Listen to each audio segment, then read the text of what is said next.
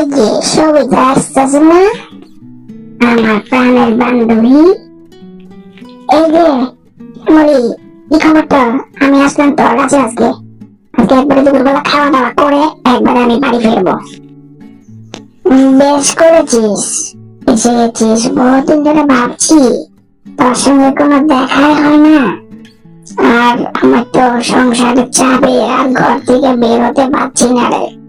ভালো হয়েছিস, তুই এসেছিস। আজকে থাক, কেন দুপুরবেলা খেয়ে কেন চলে যাবি? আজকে থেকে যা তুই। না রে, আজকে আমি থাকতে পারবো না। কারণ কি, আমার কাজে ভীষণ চাপ। কোন রকম একটু সুযোগ বুঝে আজকে চলে আসলাম। বিকালবেলা আমাকে ফিরতেই হবে। তবে বল, আজকে কি কি খাওয়াবি তুই? খাওয়াবো তো অনেক কিছু, কিন্তু তুই আগে চিন্তা কর কি খেতে চাস তুই।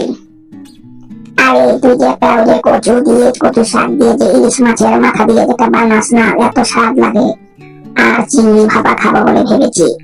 বহুদিন তোর হাতে চিংড়ি ভাপা, চিংড়ি মালাইকারি যেতে বলে, ওটা খাই না, বহুদিন হয়ে গেছে। তোর হাতের খাওয়াটা আমার এখনো মুখে লেগে গেছে। এত সুন্দর বানাস তুই, আমি বহু ট্রাই করেছি কিন্তু পারি নাই রে। চিন্তা করিস না, আজকে কিভাবে রান্না করি দুইটা দেখ, তেলে তুই শিখে যাবে। না রে, যত কিছুই বলিস না কেন, যার রান্নার হাতে ওই কার করছে আলাদা। আচ্ছা, তাহলে তুই কচু শাক দিয়ে ইলিশ মাছের মাথা খাবি, ঠিক আছে। আর চিংড়ি মালাইকারি খাবি, আচ্ছা ঠিক আছে। আর কিছু?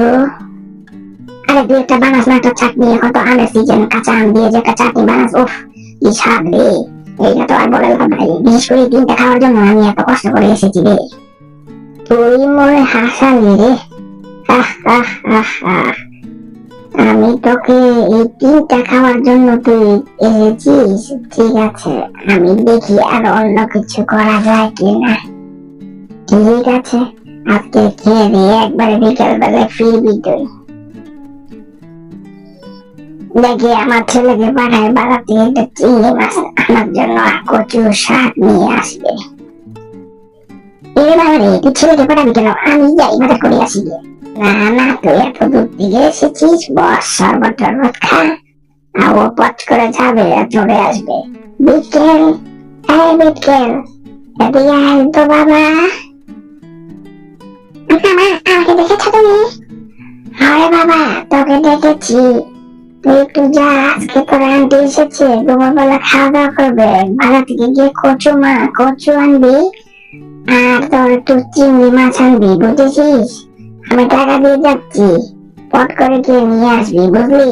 দেরি করবি না কিন্তু, তোর মাসি আবার খেয়ে দিয়ে আবার চলে যাবে বিকাল বেলা। সুতরাং তুই বন্ধু বান্ধবের সঙ্গে আবার আড্ডা মারতে বসিস না, পট করে যাবি আর আসবি। ঠিক আছে, দাও তাহলে।